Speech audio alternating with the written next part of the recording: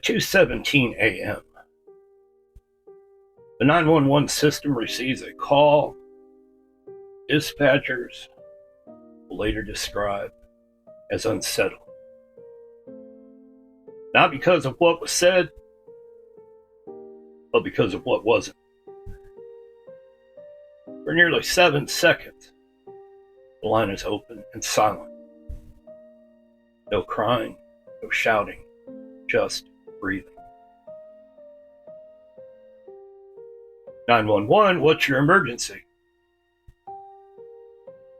Emily Whitmore replied, I think my husband is dead.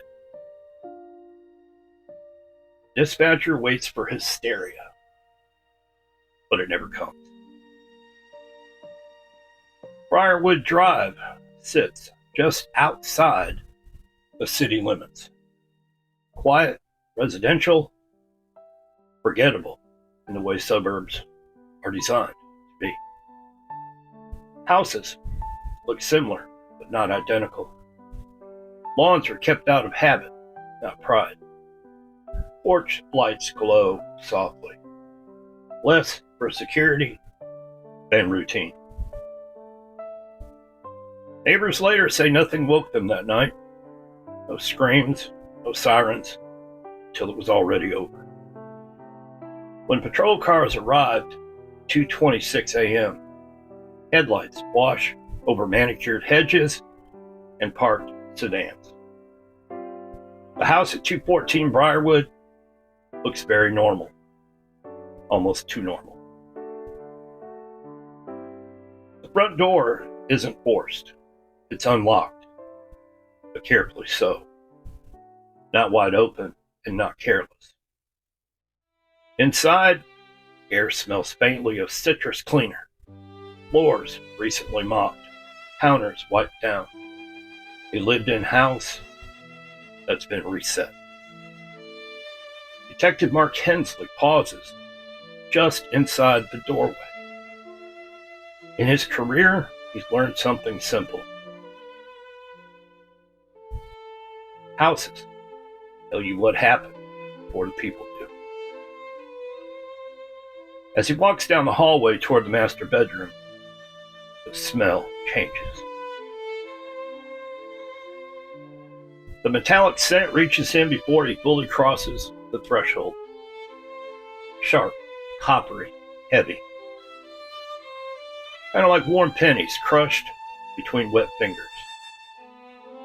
It settles in the back of the throat and does not move when you breathe out.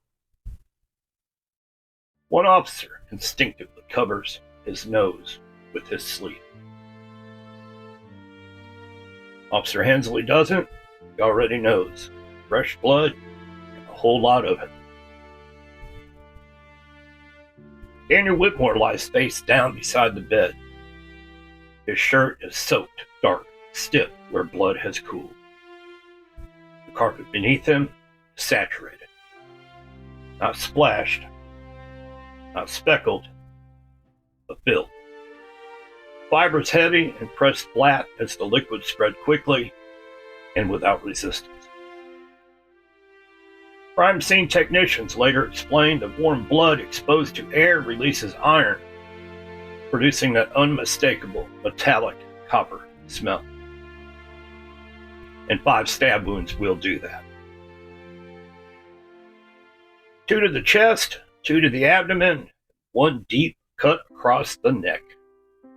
And there were no defensive wounds, no overturned furniture, and the bed is neatly made. The contrast is unsettling. Officer Hensley writes, violence happened fast, but not briefly. There are no signs of a forced entry, no broken glass, no kicked-in door, and nothing was stolen. Daniel's wallet is still in his pants pocket. His phone sits face down on the nightstand, unlocked. And there were no outgoing calls after 10:19 p.m. The room is quiet now. The smell says it wasn't quiet when it mattered. Emily Whitmore sits on the living room couch, wrapped in a blanket. She does not seem to feel. She doesn't rock. She doesn't even tremble. Her eyes are red, but they're dry. A paramedic kneels in front of her. Ma'am, can I check your vitals? I'm fine. Detective Laura Medina watches her hands. They're clean, too clean. Emily never asks to step outside, never reacts to the smell drifting faintly from the hallway. And most people do. Later, detectives replay the call in a quiet room. Is there blood? Emily answers, yes. Dispatcher says, is it a lot? Emily answers, it smells like metal. That's the only sensory detail Emily offers. No crying and no urgency. Medina circles the word metal in the transcript.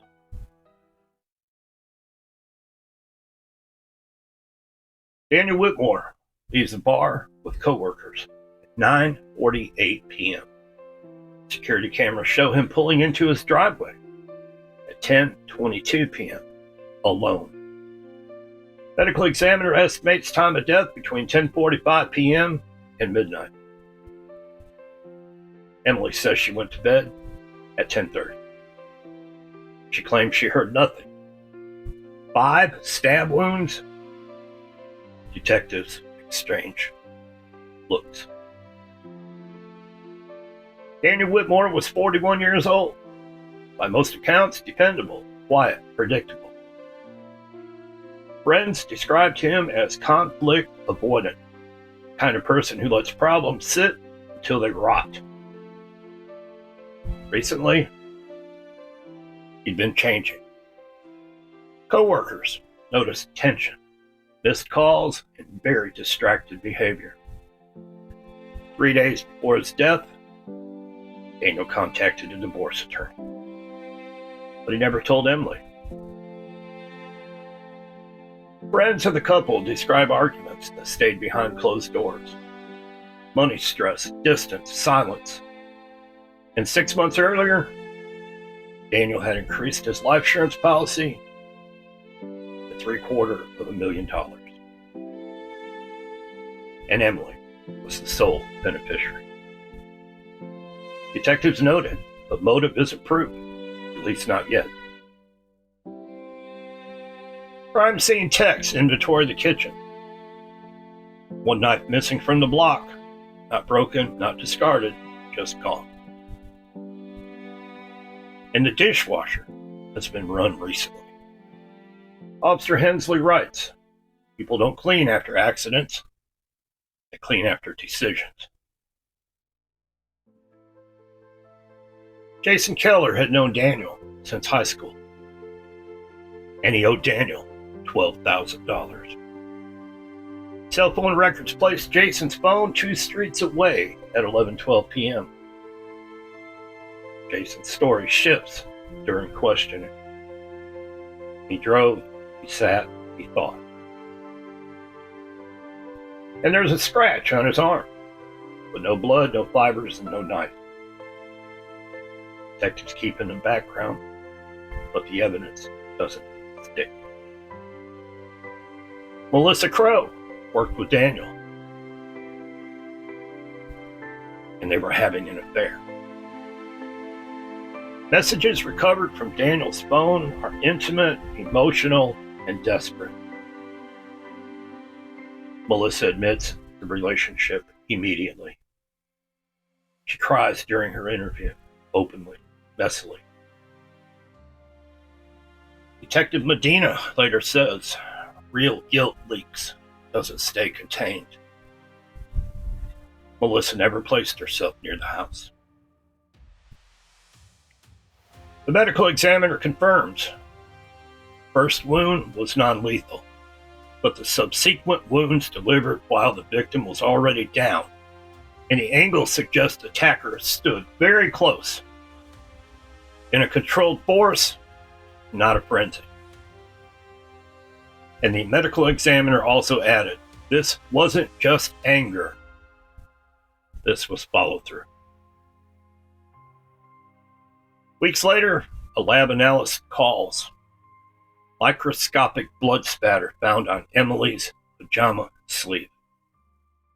It was cast off, meaning she was very close enough for repeated stabbing motions. Hensley stares at the report, and he remembers the smell. You don't forget it unless you lived inside it. 9 hours. Emily sits upright the entire time. She corrects details, clarifies timelines, until the photos are placed in front of her. Then she looks at the carpet. Dark, heavy, and soaked. She whispers, and I start over. She admits Daniel told her that he was leaving. She says the first stab was panic. She doesn't deny the others. When asked why she waited to call 911, she said, I needed it to be quiet. Emily Whitmore pleads guilty to second-degree murder. She was sentenced to 25 years. And the knife was never recovered. No trial, no public testimony. The house is cleaned, repainted, and sold. But detectives say the smell lingered for days, no matter how much was scrubbed. Because blood leaves more than stains, it leaves a memory. Detectives never say this is exactly what happened, but they do say, based on the evidence. This is what they believe happened inside 214 Briarwood Avenue. Daniel Whitmore arrives home just after 10:20 p.m. The house is quiet. Emily is already awake. And at some point after he enters the bedroom, Daniel tells her the truth. He's leaving. That there's someone else. And it's already been decided. There is no screaming. No neighbors hear anything because nothing loud happens at first.